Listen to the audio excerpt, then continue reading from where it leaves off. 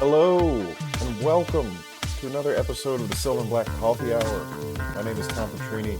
So glad to be here. So glad you're here. So glad my friends are here. Aaron Blackaby. Aaron, how you doing? Doing well. I am joined here today by my hoodie brother, Zach Montana.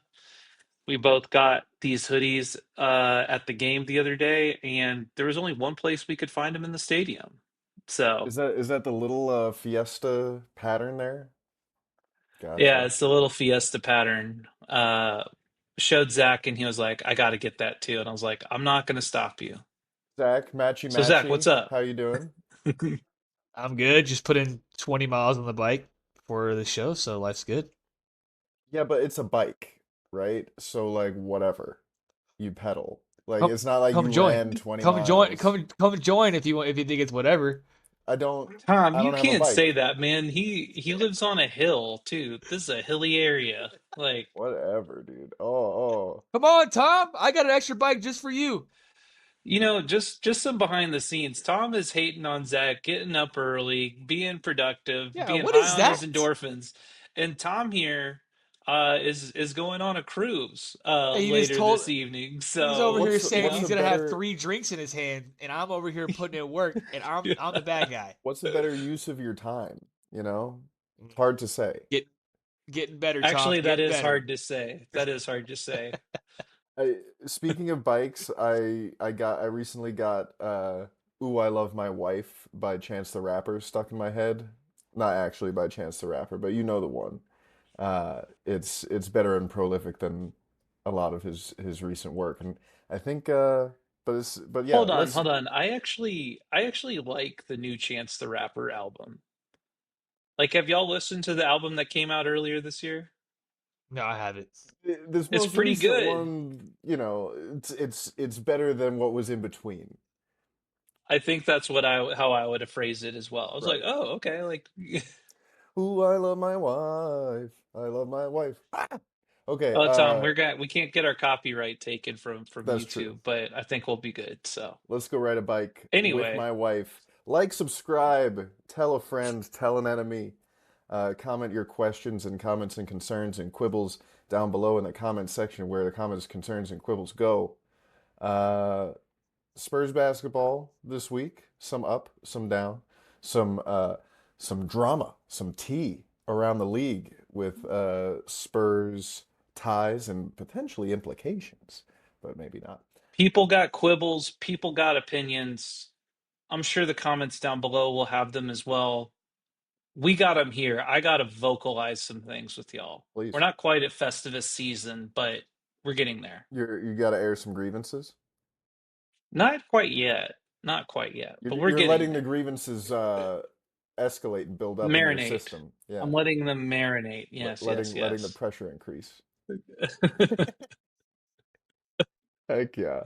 All right, so I guess we should start with the basketball, right? Uh, Hey, grievance number one. Let's just go into it. Let's just get into it. We're going to talk about, obviously, Giannis stuff. We're going to talk about Luke Kornet's amazingness on the show today, and we're going to talk about Chris Paul. So, like, look, we got some fun topics, but yeah, let's get into the week that was from when we last chatted. Um, Look, I Tom and I were both last week, especially after that Nuggets one. We were like, man, we're going to go 3-1 this week. Zach called it. He went 2-2.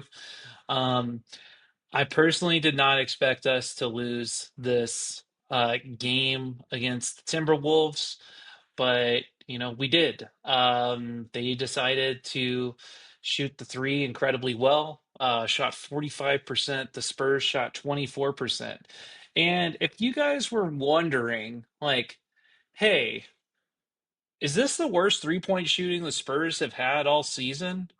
The answer is yes. That was the worst three-point shooting game of the season from the Spurs, where they only made 8 3-pointers at a 24.2% rate this last week. It was one of those games where I felt like we were having our way in the paint. Rudy Gobert could never finish the sentence, stop Dylan Harper, which was pretty incredible. De'Aaron Fox had his way, but we just kept answering twos, and their answer was threes. So it was an unfortunate win. I mean, unfortunate loss, I should say. I wish we could have some unfortunate wins There's as no well. such thing as an unfortunate wind. Who knows? We'll wait till like playoff positioning maybe. My New But York Giants have had plenty of unfortunate wins over the last decade. I've seen them. this is true for draft positioning and whatnot. So, yeah, actually, an unfortunate win for Spurs fans is anytime the Hawks win. That's an Yes. unfortunate win 3 for losses us. in a So, row for the Hawks, though. so truly, look, life is all about perspectives. And speaking of, this Minnesota game was a week gone. Tom, what do you got on the Grizz game? So this was one where the 3-point shooting flipped. Consider this, Kings fans, look away, plug your ear holes. Uh, Are you doing it again? Harrison Barnes and De'Aaron Fox combined 60 points in this game, a combined 11 of 20 from three in this game. The entire Grizzlies team shot 9 of 26 from three in this game. Uh, Harry B, Harrison, Western Conference Player of the Week of the Year, Barnes, baby. Uh, it's not just like corner threes. It's not just catch and shoot. He is pulling it back. He is like, yeah, Spurs could have made a push at Kevin Durant over the summer. Spurs got Kevin Durant at home. It's Harrison Barnes. Um, like really, truly, I think this is the best he's ever played.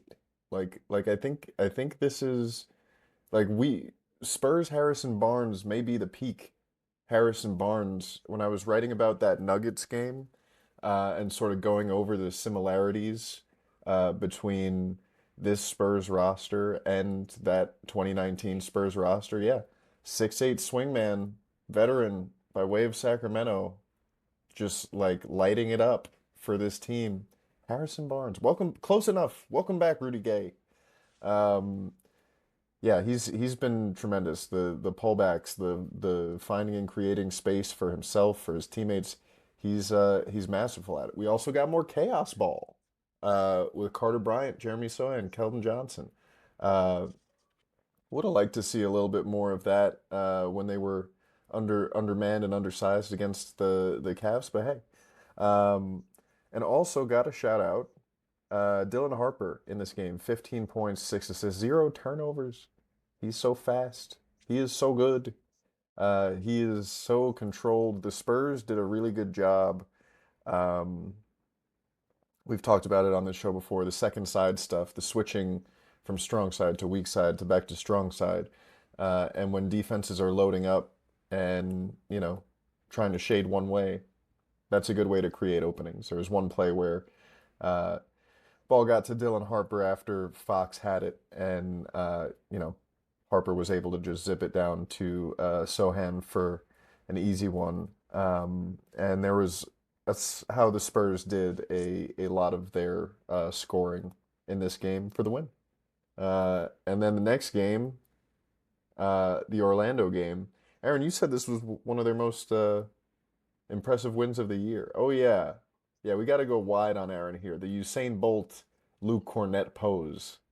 It's the Luke Kornet pose, as far as I'm Who concerned. do you think would win in a 100 meter sprint, Usain Bolt or Luke Kornet? It's hard to say, I think. Luke Kornet on his bad ankle currently Yeah. would beat Usain He's Bolt. got those long And look, strides. that like between saying, oh, Harrison Barnes is the new Rudy Gay, and then saying Luke Kornet would beat Usain Bolt, I guarantee you there are no other Spurs podcasts out there that will bring this to you. So we are, as always, boldly going where no other Spurs podcast will go. With that being said, the Orlando Magic game, I could argue, is the best win of the season, if not for sure the second best win of the season with this team. Over the Houston game, over the Nuggets game. And part of the reason why I say that is because one, no Victor, no Steph. Okay, we already know that. No Jordan McLaughlin. Say what you will about that one way or another. Coming off of what was the graphic they had? They said 9 games in 18 days, essentially. Mm-mm. They had this short, literally stop off back home, which it's essentially like, yeah, you get to sleep in your bed, but like you're up and at 'em. The team left the game after the Grizzlies game at 11:30 and flew to the east. They lost an hour, so they weren't even playing at like their regularly scheduled time of 7 o'clock for when they're used to playing. They were playing an hour earlier, 6 o'clock, 5 o'clock. Like it's just the fact that they put on this performance in literally less than 24 hours time was so impressive. Of course, like yes, like the Magic had a little bit more rest. They were actually rolling too. They took it to the Bulls on Monday night in their previous game, and yeah, they clawed their way back. I think that was something to be expected in this game, especially when we're coming off a back to back. That being said, to see the way that this team grinded this one out, and yeah, the big play from the game was one De'Aaron Fox drawing a foul on Jonathan Simmons. Not Jonathan Simmons, Jonathan, what's his name? Isaac. Yeah, Jonathan Isaac. That's right. Shout out to Juice Jonathan though. Simmons, former Spurs that eventually went to the Orlando Magic. And After Fox, who has been crazy in the clutch lately, ever since the Warriors' losses, sinks both his free throws. The ball comes down, goes to Franz, who gets a pretty good shot that he pumps on Julian Champagny. He goes up. Luke Kornet comes from out of nowhere from the 3-point line, swats it into the crowd, and immediately does his pose. I don't know about y'all, but like I said, this is either the best win or the second best win of the season, and I don't think I'm being too hot takey by that, just based on the circumstances. Yeah, No, no, you're not. I think also like you look at the team stats in this game, and it's like, oh, did they win the turnover battle? No, they turned it over. Spurs turned it over 19 times in this game. Um, did they dominate the paint? No, the Magic won the paint by 22 points. Uh, did they win the 3-point line? Yeah, kinda. 13 threes to 9, but like this was just such a gutted out performance. And that block for Cornette, he came from the top rope. He came from basically the 3-point line to send that. And man, what a fun win. Zach? Well, got to bring everyone back down to earth. Sorry, guys. Don't mean to be the bearer of bad news, but when you give up 80 points in the paint and a team shoots 58% from the floor, got really bad news for you guys. You're probably going to lose that basketball game, and that's exactly what happened last night against the Cleveland Cavaliers. No Luke Kornet, no Wemby, Bismack Biyombo starting. You could have figured it'd be a layup line, and that's exactly what happened to the Spurs last night. First half was great. Devin Vassell was fantastic, 25 points in the first half. But once again, no big men. And I think Cleveland Cavaliers went and sat down in the locker room and said that exact same thing. They don't have a big man. Just drive to the lane. And that's exactly what happened. And look, this was always bound to happen with this week of travel, with everything going on. I felt like this was the game that the Spurs were going to lose no matter what type of performance they brought in, no matter who the Cleveland Cavaliers played. This has been a long week. Since last Friday, it's been a lot of high emotion, kind of back and forth, and you figured there was going to be a let off at some point, and you got it, and that's unfortunate. But look, there's bigger games ahead. There's bigger things to look forward to, and the Spurs obviously thought that as well with sitting Luke Kornet here in this game. Probably could have played, but hey, we got two big games this week coming up, potentially four big games this week with if they beat the Lakers and they beat whoever they beat in the semifinals and they beat, it's just there's a lot of unknowns with this week of basketball. So I like the fact that Spurs kind of said, hey, fit 500 this week. That's great. That's a good way to look at it. And let's move towards next week. My interesting stats of the night: Devin Vassell career high 7 threes in the first half. Good for him. He's been on a tear. Stars of the game: De'Aaron Fox and Devin Vassell, 25 and 29 points for them respectively. And the only two players were in the plus minus I'll let you guess who those players were. Any guesses? Like plus players for the night, you mean? Yeah, there are only two of them. I guess Harrison Barnes. Wrong, David Jones Garcia and Carter wrong, Bryant. wrong. Kelly Olynyk and Keldon Johnson. Keldon Johnson, 25 minutes was only plus 7. So I don't know how you want to look at that. His minutes were good when he was out there, just like they've been all season.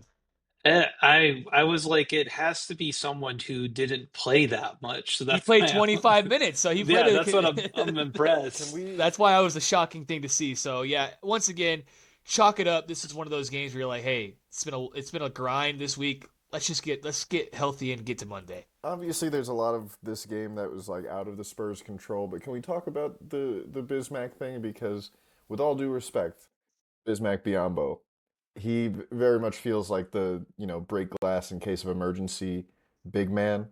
Um, how did we feel about him starting this game uh, instead of like, you know, I don't know. I understand that Mitch and the Spurs coaching staff probably likes the pairing of Sohan and Olynyk off the bench, and we've seen the Spurs be uh, it's almost Popovichian in a sense, right? But the thing that annoyed me, one of the things that annoyed me most about watching a Greg Popovich coach team was like not elevating uh, somebody who's a bit of more of an X factor into the starting lineup and preferring to just go with like consistency for the whole rotation, like Carter I Bryant. To be I mean, fair, don't he you know. only kind played of 10. He only played 10 minutes, so it's not like he was like you know. Sure. yeah, you kind of answered your question there for me, Tom, which is just like, yeah, Mitch kind of obviously takes his notes from that school of okay, Biz, like I think he even said in the pregame presser, he's like, I'm not really sure who's going to start. It's like you're starting Bismack Biyombo,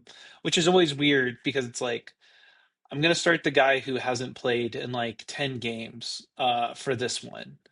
And I mean, the first play of the game was an alley oop to him, where I was like, oh, okay, like are we cooking with this time? So I, yeah, like I didn't. It was going to be a designated loss. I feel like when Luke Kornet was already out. But So but so given that, right? Like if it's me, I don't know. I would probably throw Carter Bryant out there and just see what happened, you know? And if he stinks and you gotta yank him, then that's one thing. But like you could also just sort of like best case scenario, Bismack Biyombo gets you like a serviceable few minutes, right? And then you get to your sort of platoon. But like best case scenario for Carter Bryant, sort of sky's the limit, and you're not going to have too many games like this where it is almost like a schedule loss where you can afford to mess around a little bit with your lineups. I don't know. Me personally, I think I would like to see a little bit more experimentation and stuff like that with ingredients that have more upside than Bismack Biyombo at this point in his career. Look, you're never gonna replace Luke Kornet, who, by the way, I don't think we mentioned this about Luke Kornet, is the best lane defender in the league right now. Holding any he's holding teams to 51% on contested shots in the lane.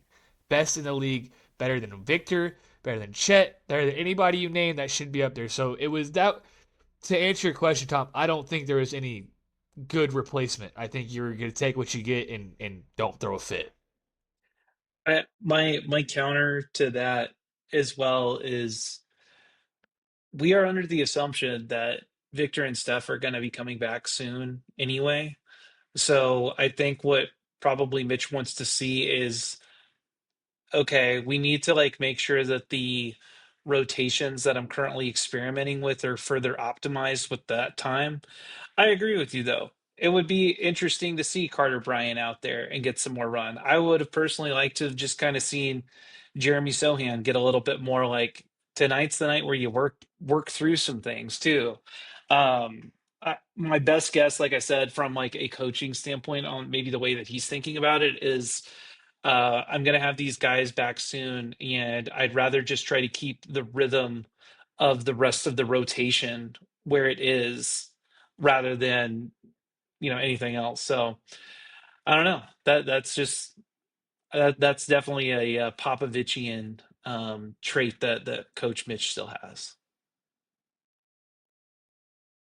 Well, should we get to high praise?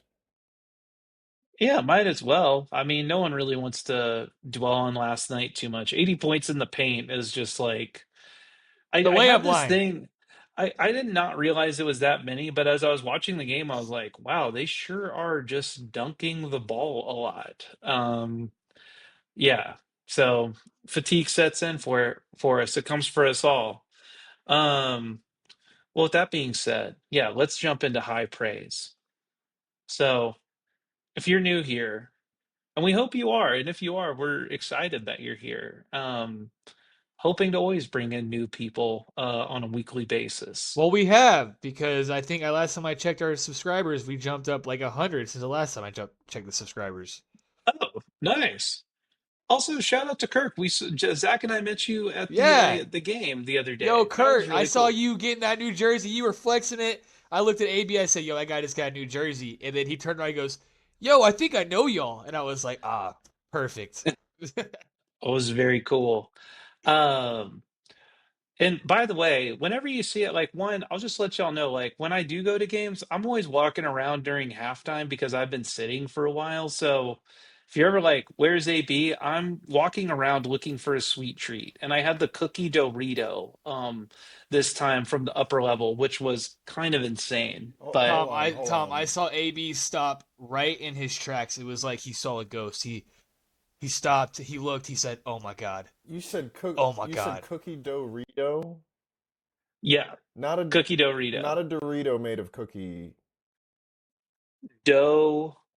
Dorito. It is a crepe with Nutella and then 3 scoops of cookie dough. And then they drizzle chocolate syrup on it and marshmallows. Yeah, it's a stoner's dream. And What the hell? I was not, doing anything like that, especially at the The game, the but I mindset still love a sweet the treat. mindset carries through.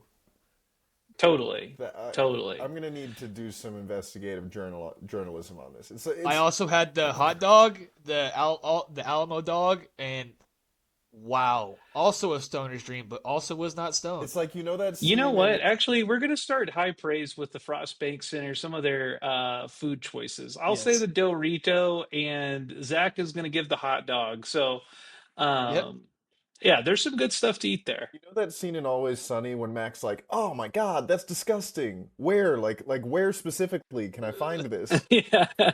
Um, yeah, all right. I'm gonna have to put on Upper, my investigative journalism hat.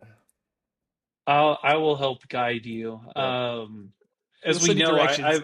I've brought up on this podcast many times, like, oh, look at this sweet treat I found in this stadium. So, um, with that being said, we'll jump into more basketball centric high praise for the day. So I'm gonna just kick us off here, y'all. Look, I'm just gonna be a little more zooming out. I know y'all two are gonna be a little more granular. So high level.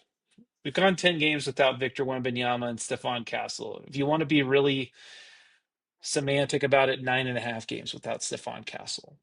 Spurs during that time have gone 7-3, having vets like De'Aaron Fox, Luke Kornet, Harrison Barnes, and players that have developed like vets like Devin Vassell and Keldon Johnson.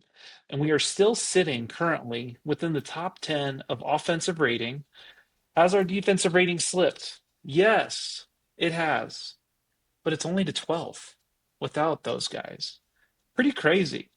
And what I'm just really seeing here, one, the national media this last week was like finally catching on that the Spurs were winning games and being pretty successful, especially after that Orlando game. They're like, actually, without Wemby, they're doing pretty well. And now everybody's like, okay, so when Wemby and Stephon Castle come back, what is this team? How good are they?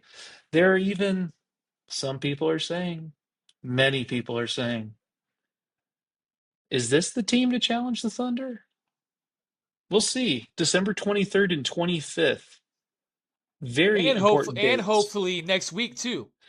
Well, no, well, we'll see. We'll see. We'll get into that later in the show. But with that being said, I'm just so impressed with the way that this team has played without those guys, and there's just been so much confidence building with them. Um, I'm hoping that we see Wemby and Castle back soon, but I just really want to give a shout out to and high praise once again to the entire team. This has not been an easy schedule, despite some of the strength of schedule of opponents. Just the travel aspect has been kind of nuts, essentially having two rodeo road trips in the middle of your season. And we Yeah. haven't even gotten to the official one yet. So, Zach, who's your high praise for? This guy got a lot of slack to start the season. Everyone's like, "Where is he? What's he gonna be doing? Why is he not?" I gotta give Devin Vassell a little.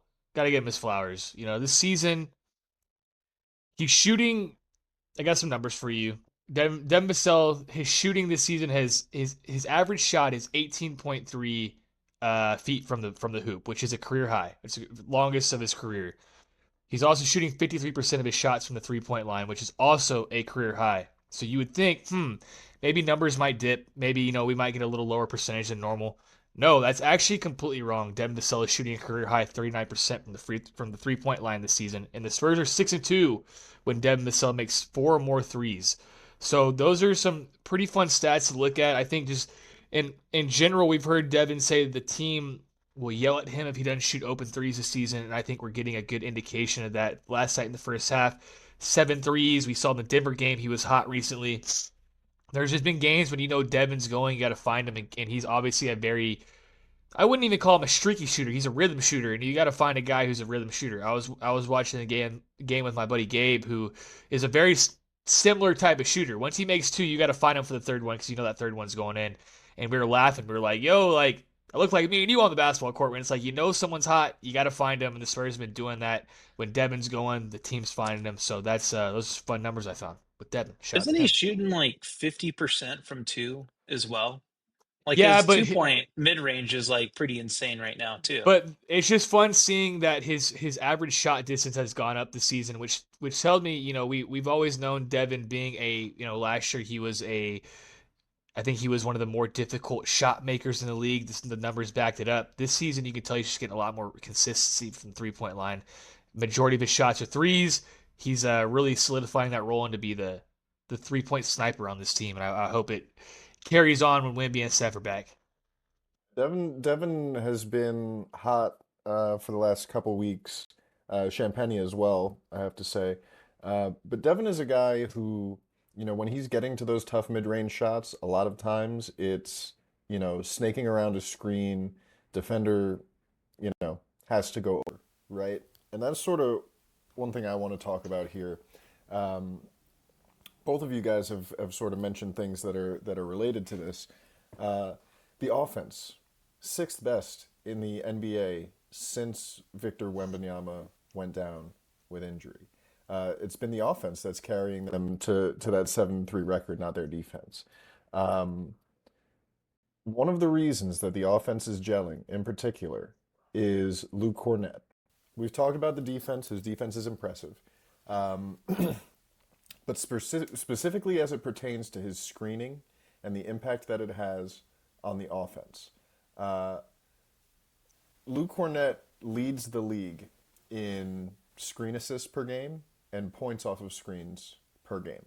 Both of those stats have ticked up in Wemby's absence. Uh, the Spurs are in this Wemby-less stretch near the league lead in screen assists per game, and Kornet is sort of spearheading that. And this has sort of gotten me thinking about, you know, one, why doesn't Victor set as many of these screens? And I think that answer is it should be apparent to anybody who has the long-term view for this team, which is you don't want anybody playing around Victor Wembanyama's knees if it can be avoided. You know, you want guys you want to let him play in space. You don't want to give him unnecessary wear and tear on that body.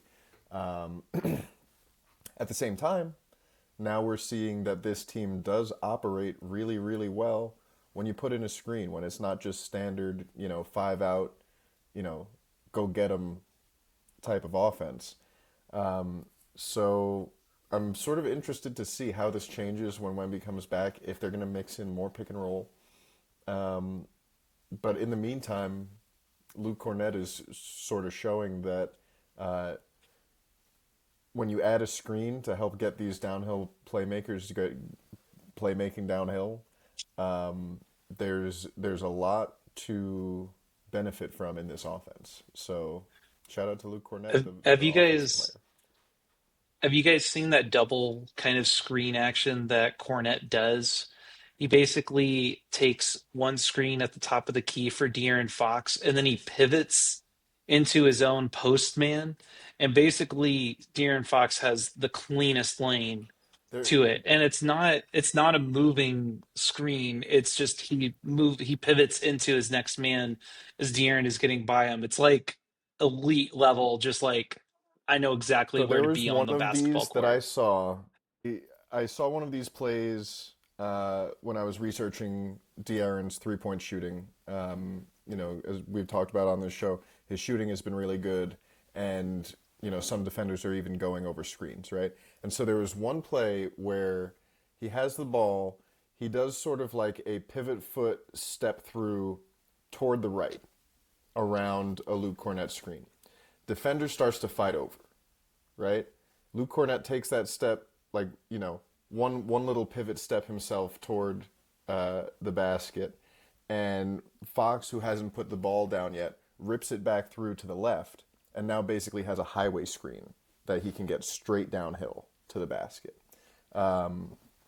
And yeah, man, Luke Cornet as a screener is for Fox, for Vassell, for Champagny off ball, for all of these guys, for Dylan Harper attacking downhill.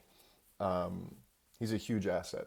He's done so much to open things up offensively.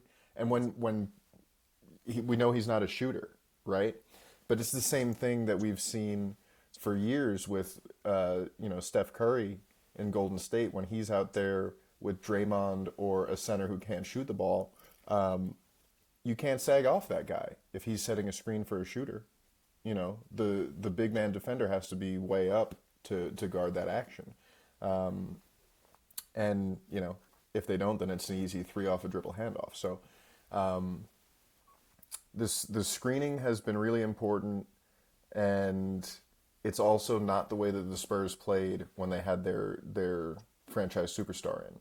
So it'll be really interesting to see what happens when Wemby comes back with that. Yo, Tom, don't discredit Luke Kornet's shooting ability. I've seen him pregame ripping those threes. He can rip them. I would love to I see want to him see him rip rip one. one. That would be so He fun. is he is definitely not. When he's come off of those DHOs, like there's literally not anyone within 8 feet of him, and he does not even looking at the rim. He's just like, okay, where's Julian Champagny or where's De'Aaron Fox or Devin Vassell to like hand this ball off to? I always It's find it very interesting because that is one of his pregame routines. He goes around the top of the key and he rips threes. He rips like probably more threes than Wimby does pregame. And I'm like, all right, Luke's going to rip one of these days. And nope. that's for a playoff moment worthy of Tim Duncan down the Yes, line. there you But go. with that being said, and we're going to stay on the Luke Cornet thing as we pivot into some more questions that we have from the week. Because you know what? There was a lot of Spurs chatter out in the ether this week. But I'm going to start off going back to Luke Cornet. We've already done it a little bit. That amazing Luke Cornet pose after the block in Orlando. And I just have a question for you guys. When is a time in your life that you feel like doing the Luke Cornet pose would have been appropriate? Do you have any type of wins like that in your life that you would have done the Luke Cornet pose? I mean, I just have that is such a like. I usually reserve that pose for the fastest man in the world, and I'm nowhere near that type of speed, so I always Well, avoided Zach, those type once of again, things. it's the Luke Cornet pose. We're not talking. This is not a Well, podcast that's the about thing. Usain Until Bolt. until Like, Wednesday, that that celebration was reserved for only people who were sub tens in the 100-meter dash. Well, and now Zach, Luke now I has need taken you to it. be on the spectrum of celebrations. Okay. Okay. So, like, I want you to highlight a win in your life where you're like, you know what? That would have been a good pose for this time. I think a great opportunity for that would have been maybe on the podium for the triathlon I did. I think that's a good opportunity, like lightning fast. That's a good opportunity. But that's all I got for you. See, and that one had to do with speed. What the hell? Okay, we got there. See, I'm a bad person to ask this question because, in addition to being like a hyper competitive person and kind of a jerk, I also like rubbing it in. Um, I'm so you're a sore winner. oh, absolutely, yeah. If you Okay. don't like it, then beat me. Um, and guess what? You can't. You won't. And so, like, you know, I I beat my very young nephew in basketball on the little Tykes hoop. I'm hitting an emote or emote. I'm emoting, whatever it is. You're emoting, I'm yeah. I'm I'm hitting him with the arm motion and the Fortnite You're dances. hitting it with a Fortnite emote? That's crazy. Yeah, for sure. I finished the dishes. Boom. Throw something on there. Throw a little something on the grill. Um, yeah, Spice it up a I'm a little bit. chronic celebrator. Well, we always need to celebrate like our little wins in life as well. Um, What about for you, me, AB? I feel like you maybe just asked this question to flex on us a little. no, I I read the think run of no. show. Well, one, yes, I did give y'all the run of show, but also I thought this was like an appropriate like Right. celebration. But I'll just put it this way. I won district in shot put my senior year of high school. So a little bit of high school hero mode. The quick story behind it was when I was in high school, my senior year, if anybody's seen me in person, I'm not exactly the track body, but I am a field body. So I like throwing shit. And I had um, a number of track meets where I was going back and forth with um, our rival high school, Carroll High School in Corpus.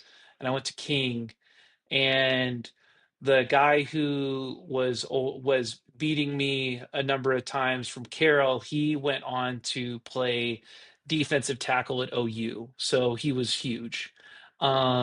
And during our district meet, during the week, I was working out and I pulled my hamstring like pretty bad in the weight room, and I'd been throwing well at discus, but like I did discus throw. I got fourth place, and our track team was basically me on the field, and then our cross country team had won state, so like all of our distance runners were like winning gold and silver and stuff. And so I went over to our camp after the discus one, and they were like, "Hey, how'd it go?" I was like, "Oh man, I got fourth." And they're like, "Oh, that's okay." I was like, "Don't worry about it. I'm gonna go win shot put right now, though." And I went over to the shot put pit, whatever. And basically, I could tell like I had nothing in my leg. I was basically like, I'm gonna only have one throw here, and then I'm gonna have to scratch myself the entire time. And that's basically what I had. I had one throw, and as I kicked my leg back, my hamstring flat out popped, snapped, like could not put any weight on it.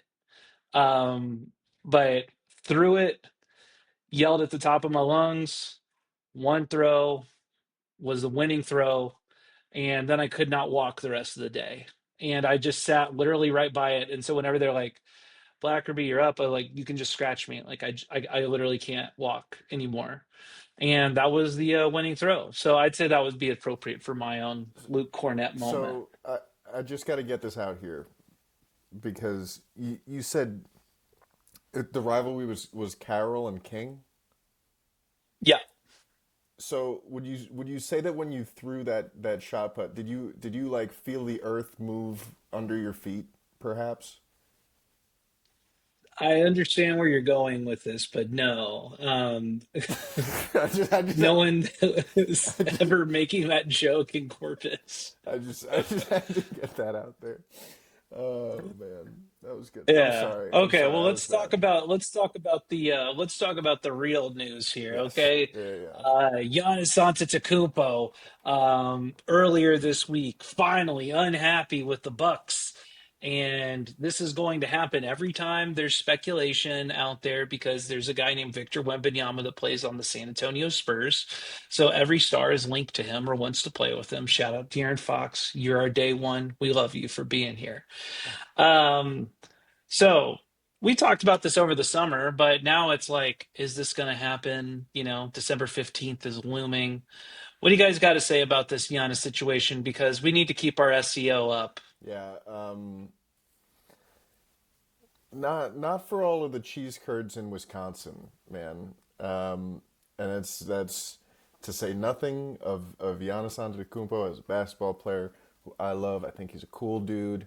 I think that he is a very good basketball player who will help a lot of basketball teams. But I think that the basketball team that decides that they need to trade for Giannis Antetokounmpo right now is a team who feels that their window is right now and is also closing soon. Uh, this is whatever team that does this is a team that believes that bringing in Giannis right now gives them a chance to compete with the Oklahoma City Thunder right now. And they need to do that because they know that their long-term prospects are murky, right?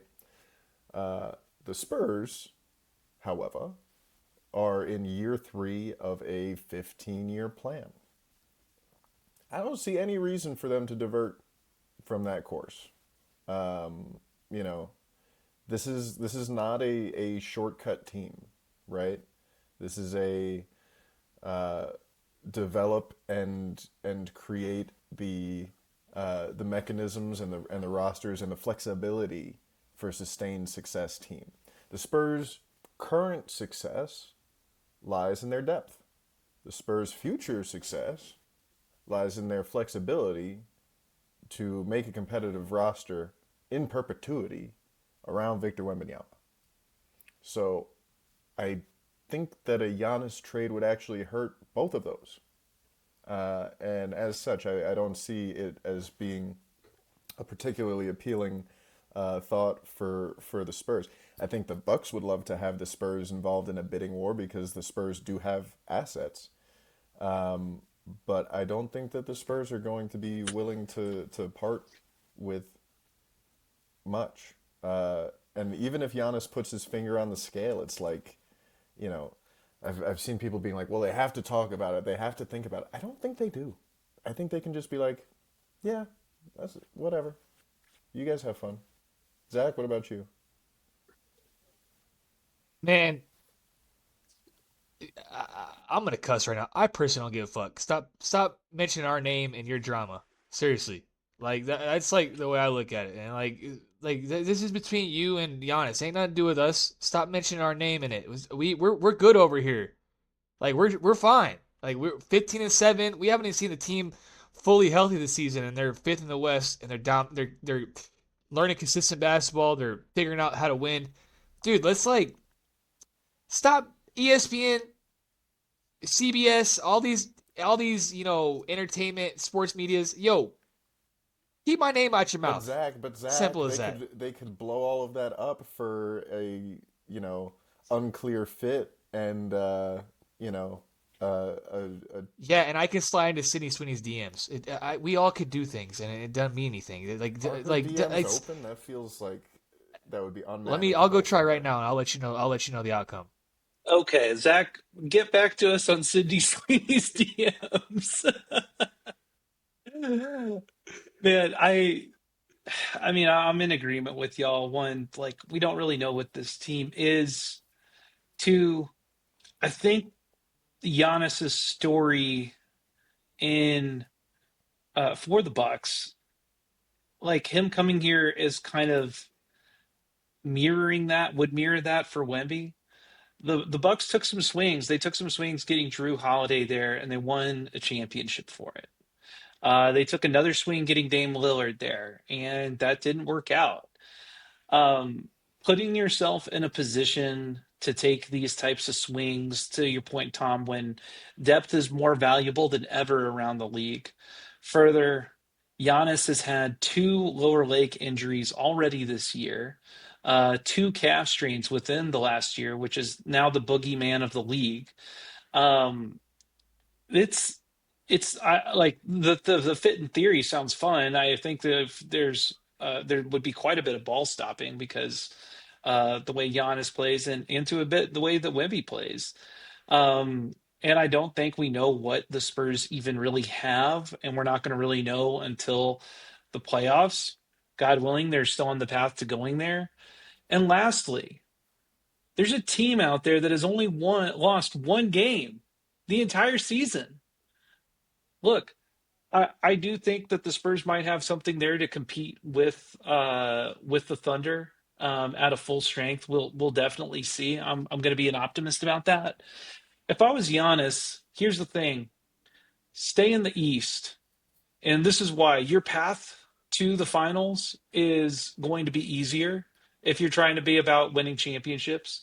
Secondly, um, you just don't know what happens when you get in the finals. That Raptors team, when they got there, look, the Warriors kind of collapsed on their own weight, and with various injuries that happened, and the Raptors got to take advantage of it. There's no shade to the Raptors for that, but like the path to getting to the finals is going to be easier in the East. So Well, I, yeah, unless I'm just not like a unless fan. he goes to the Thunder, which I'm saying out loud kind of as a joke, but also kind of because like that could happen. Why couldn't that happen? They It could happen, but like we all know Sam Presti is not doing that. Like yeah. the Thunder, if we this would be a whole other podcast on like what the Thunder are doing. Currently, the way things stand with the Thunder is they have literally broken the league. And I don't think I'm overstating that between we have all this talent. As things currently stand, they have three lottery picks in this upcoming draft. Three in this deep draft that's on the way. Wait, Like because they got Jazz, they got Clippers, and then what else? they have something else. Even if they have two, regardless, they're set up. And we don't know how long their window is going to be or not be. Windows these days we know like shrink, but like as things currently stand, Sam Presti did everything the league quote unquote wanted to do and played it perfectly. And they're like the most well set up to team. I think the Spurs are going to be close and kind of second or third, just off the top of my head. But this Thunder team that needs to be kind of taken care of, first and foremost. So I see a not a lot big of fan of I see a this. lot of Spurs fans who are like pro big splashy move, being like, what if Victor gets impatient, right? And what if he wants to leave because they're not winning enough? And I think that the likelihood that Victor would leave because they're not like pushing all the chips into the table for his third year is much lower than the likelihood that if they made a move like that or two and they didn't work and now your credit cards are maxed out and you don't have the ability to change your roster, kind of like we're seeing with Milwaukee right now. Like Milwaukee stinks. The Bucks stink right now. And it's not for lack of trying to field a competitive roster. They made moves, they didn't work, and now they're stuck in a hole and they can't get out of it. And so if you are the star player who wants to compete for a title, now you have no choice but to leave. So I don't think the Spurs are worried about Victor Wembanyama leaving in the next 2 years because he's unhappy. I think they're much more worried about building something that he can live in for the majority, if not the entirety, of his NBA career. Yeah. Well, let's move on to some other kind of BS around the league. Um, let's talk about Chris Paul, man. CP3 waived in the middle of the night after a flight across the country to Atlanta. Um, Lawrence Frank even flew out there to do it. And this was his. The reason we're bringing it up is like this guy really did give a lot to San Antonio last year, playing all 82 games. Did we have some critique of him? Sure. But his coaching on the court, I think we're really seeing the fruits of that labor this season. So I guess my real question for y'all is like, did the Clippers do him dirty? Man, let me start off by saying, let me get off the chest because I'm already still fizzing from the Giannis talk. The Clippers, y'all some scumbags, and I need y'all to know that. If I was a Clippers fan, I would have a nasty taste in my mouth. This is some low level. This is terrible. I don't care what he was saying behind the scenes to Ty Lue, who didn't want to talk to him. I don't care how he was holding people accountable. Y'all are a loser ass franchise. You should probably listen to him and figure out, hey, maybe this guy can tell us a thing or two. This is ridiculous. In the middle of the night at 4 o'clock in the morning, that poor old man was sleeping, and y'all do him dirty like this. That is horrible. And you know what? It doesn't shock me because the Clippers already got a bunch of dirty shit happening over there, and this makes it even worse. They're scumbags. That's what I'm gonna say. We love that. We So love that. What? I think that, I mean, And Lawrence Frank's gonna get a freaking. They're promoting him. They're gonna give him a contract extension. Are you telling me that once again shady as hell? Pay the man so he doesn't rat us out. That's shady as hell. I think with the Clippers, like if the Spurs have given us 30 years of how to run things the right way, the Clippers are really in competition with only the Kings uh, in terms of Yeah. the other title. But yeah, the leeway stuff is really funny, and Chris Haynes told a story that Chris Paul had basically suggested Kawhi switch off of Klay Thompson, who was torching him. And if you're getting torched by 2025 Klay Thompson, it's like maybe stuff's not right, 100%. But yeah, leeway. You mean to tell me that Chris Paul, notoriously intense leader, Chris Paul, created friction on a team that has one guy who famously like jets into games from party weekends, and Johnny Appleseed over there? You're telling me that Chris Paul's leadership style was causing problems with those folks and focus on accountability? Shocking. Yeah, best thing for a young, impressionable player is to absorb and see Chris Paul's leadership and professionalism and diabolical attention to detail. And I'm guessing that that doesn't really play as well with the, all-star vets who are talented enough to decide that they are above all of that. So, yeah, sucks for Chris Paul. Naomi Suarez wrote a really good story for me on Spurs on SI. If you want to go check it out. I I personally think this Chris Paul situation is sad.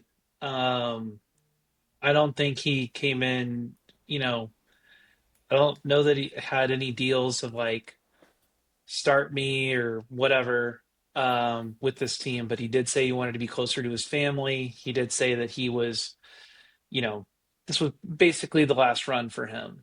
And even if he gets signed to another team, I feel like this kind of retirement tour is tarnished because of that. And that's really unfortunate. Chris Um, Paul finally a Laker? Question mark. oh, hold on. Um, um, what I'm trying to say here is gonna be like a little more personal, but than my high school hero story, I should say. But I hope, and this is kind of more of a life lesson out there for our listeners, that uh, people don't take for granted goodbyes, and they're really important in this world to get them. And so I feel sad that for a game that Chris Paul has dedicated his life towards, that he's not getting that proper goodbye. Um, for me, my grandmother passed away earlier this week, and I feel really grateful that I had a really beautiful goodbye with her on Thanksgiving Day, actually. And I'm sad that she's gone, but my grandfather died, of 3 years ago. So I'm really excited that they are, back together in whatever that, spiritual capacity is. And I feel really lucky that I got to have such a great goodbye with her because that is not something that our lives afford us all the time. And so um I feel sad for Chris Paul and not being able to properly get that. To kind of bring this back to the sport here and the way that the Spurs treated him last year between his 82, between his assists.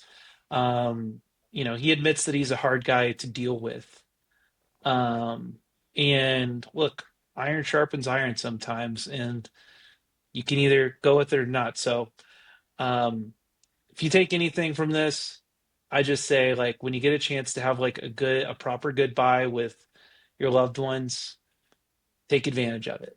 So, upcoming games: Spurs head to New Orleans for the Pelicans. Another Zach Lowe has taken to calling these West teams that are going to miss the playoffs the pentagram of hell. Uh, the the Kings, the Pelicans, the Clippers, the Mavs, and I'm forgetting one more. But yeah, Pelicans, bad vibes team. Uh, AB, your thoughts on this matchup? Uh, this is TCOB. Take care of business with this one. Zion's hurt. Herb Jones might be hurt. Jordan Poole, there's something weird going on there with him. Um, they have fired Willie Green and James Borrego is back with them. One of the funny things that they're apparently taking a lot of pride in is coming out in the second half and playing, well. And despite their record, which they are the worst in the league, they are putting up points. In the last 10 games, they've had games where they've scored 130 plus, 140 plus games. Uh, all that to be said is just, take care of business with this. This should be a win, especially if Luke Kornet plays with them. But, you know, everybody's professional basketball player pride's on the line with them. You can apparently get into a New Orleans Pelicans game for free, by the way. So if you're in New Orleans, I don't know, just something else to go do over at the Smoothie King Center. I saw that they there was a game where they didn't even open up the concessions like for the first half or something. It's yeah, crazy. You would It's think a bad. you would think that you could win this game simply by scoring a bunch. But like you said, the Pelicans do get buckets. Need to tighten up defensively and not let this be a game that could be decided on shooting variance. They play super fast. Fears and Queen are cool rookies. Got to try to force turnovers and protect the paint in this one. Zach, what about you? Who's gonna fight Fears? He seems to love getting in fights. Jeremy, it's up to you, big dog. You want to get in a fight? This is your guy. He seems to be picking fights with everybody in the league, so take care of business. Is Jeremiah Fears? Jeremy versus Yeah. Jeremiah Yeah. in a scrap? I don't know if the extra letters get you anything else. Uh, and then we go to the Spurs at Lakers NBA Cup quarterfinal. Biggest game of the year, would we say? Um, this is gonna be a fun one, man. Luka Doncic on fire this season. Austin Reeves looks like Luka Doncic, like he's playing out of his mind. The Spurs guards and wings will be tested in this one. Will have their hands full. I think this needs to be their best performance of the year if they want to go to Vegas. Need high activity. Need to force turnovers. Got to make them work for everything. Zach. You know, Spurs, Lakers, must win game gives you early 2000s nostalgia on NBC. Gonna be a fun basketball game. I can say must win, but everyone knows it's a fucking must win game. So this is you want to advance, you want to show what type of team you got. You're playing one of the bigger dogs in the league, and they got you once a season. That's not foul. Let's make them make shots and see where the chips fall. I don't know that we necessarily need to have our best game of the season in this one. The reason I say that is because when I was going back and looking at the Lakers schedule, of who they played this year, I feel like the record might be slightly inflated based on their competition. Now, what I mean by that, I've brought up before on the show that I'm not the most I don't put a lot on strength of schedule because it weighs against like who's a winning team, who's a terrible team. Oklahoma City right now has the easiest schedule in the league. They've also lost one game, for example. That being said, the Lakers, I believe, are at 22nd right now as far as ease of schedule that they've had. They've only beaten five teams that are above 500. If you want to compare that to the Spurs, we've beaten seven. Our strength of schedule currently sits around 15th or 16th as well in the league. One of the things, so what I'm saying here is I feel like the Lakers maybe are a little inflated with that team, and we're also not sure if LeBron's going to play. Had a little bit of old man stuff happen last night in their loss to the Celtics. One thing I do want to see, though, that jumped out to me from Jordan Ott's defensive coaching prowess that we've become familiar with as Spurs fans. They smacked the Lakers earlier this week. The Suns did without Devin Booker. And one of the things that they did was a little old Steve Nash treatment on Luka Doncic, where he had 27 points at the half. And one of the things the Spurs have been good at this year has been specifically on letting someone on the other team play really well.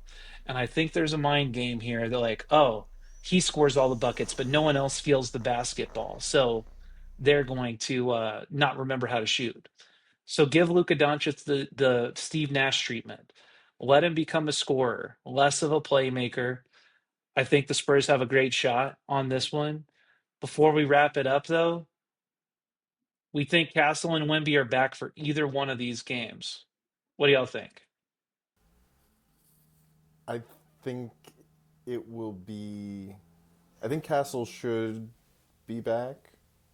I think it will be difficult to keep Wemby out much longer.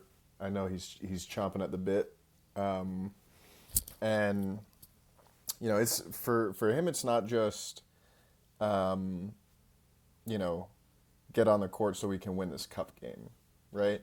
He is going to be whenever this injury absence ends for him, he's only going to be a few missed games away from being ineligible for postseason awards, which will then make him ineligible for signing the super duper max contract extension this off season. So he wants to be out there for all of those reasons. I think the chief reason among them is he's a psycho competitor. But I think as well as they're playing without him, God, they want to have him back for this game. What do you think, Zach? Either one of them You're, back? you'll see one of them back. I don't think you'll see both. I think it's Steph. I don't think we'll see Wemby, unfortunately. I'm going to go a little hot takey here. I think they're both coming back. Let's I pray. think That'd be dope. I think they're coming back. I'm hoping to at least see them on the bench in New Orleans. It's a little bit of an easier flight from San Antonio to NOLA. And then we don't know actually after this who's playing, so we'll maybe have like some other game pregame breakdown once we know who our opponent is based on after the Lakers game. So we'll just keep it quick right now. Between these games, what is y'all's record for the Spurs this week? Ugh.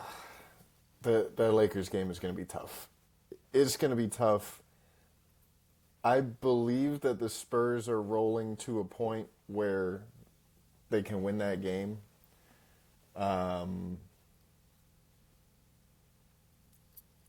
Pelicans seems kind of almost trappy to me. I have too much uncertainty this week to say 2-0. I think they're going to lose a game. I'm not sure which game it is though. I think there's one they should win and one they should lose, and they might flip them. That's that's sort of that's sort of where I'm at. I'm in a land of uncertainty right now.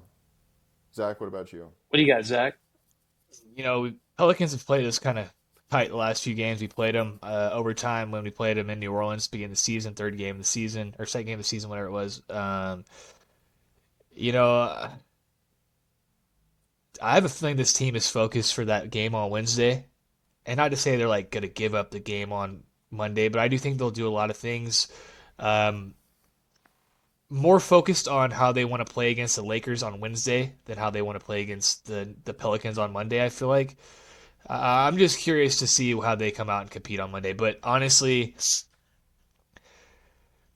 2-0 this week. They're De'Aaron Fox 40 banger to advance to the semifinals. Okay. Damn, 40 banger. Okay, I'm gonna go 2-0 this as well this week. Um, I think one, you're having a few days off in New Orleans. Just get your mind right. Uh, and then, I mean, we've seen this team rise to the challenge of these bigger games so far this season. So I am going to go with them and beating the Lakers and advancing to Vegas myself. So um, very excited about that. Is Zach, is that Lakers game the biggest game of the year? Biggest game in the past 5 years. It's past 7 years. There's no bigger game than what they're walking up against on Wednesday. Time to nut up or shut up. Well, Tom, before you take off on your cruise, you got anything else to say to the folks? Yeah, man, be chill, be cool to each other, get a Mai Tai or something, and just relax a little bit, a little Meli Kaliki Maka for everybody. Just get in some holiday cheer.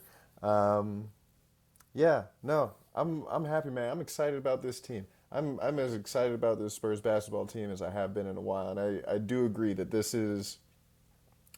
And this is something we kind of talked about before, right? Like the play-in games, it was like, oh, we can win a couple of these for the right to get shellacked in the first round. You know, this feels like another step toward the inevitable seeming very bright future of the Spurs. So yeah, I think it's a huge game. I think everybody gets up for it. Nice. Well, uh, man, I'm excited about this week. I'm even excited about the New Orleans game just because I want to see a good response after this Cavs one from the night before. And regardless of, you know, LeBron playing or not, lights shine brightest in LA with their piss colored court. So I Ooh, hope I we forgot I don't about think they'll be that. playing take with it it. to them. Remember, it got banned. It got Oh, banned. did it? Yeah, that's right. That's right. It did get banned. So damn. Just I remember De'Aaron Fox has had so much luck, like good luck skating on people on those courts. So uh, yeah. Well, thank y'all again for tuning in and listening to this show. We'll be back next week. Tom might be joining us from a boat with a Mai Tai in hand. We'll Drunk see Tom on the if pod. we gotta put an IV into him if he's hungover or something. But I'll just you you'll know, see a version of me that you really don't like. Pirate Tom, we look forward to it. That being said, we'll catch you guys later. Peace.